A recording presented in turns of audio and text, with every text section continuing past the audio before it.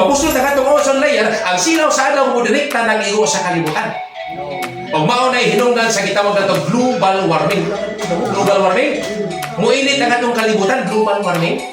O ang global warming mauna ang hinungdan sa kanang gitawag nato climate change. So climate change. Pag-usap-usap sa panahon, na kabantay mo sa una, no, na ting-init na nagsikikuhan. Ting-uwan ang init. Sa unang panahon, kung way Yolanda, kung way Udit, karon na ana, kusog kayo. Kung sa una, way baha, karon magbaha na.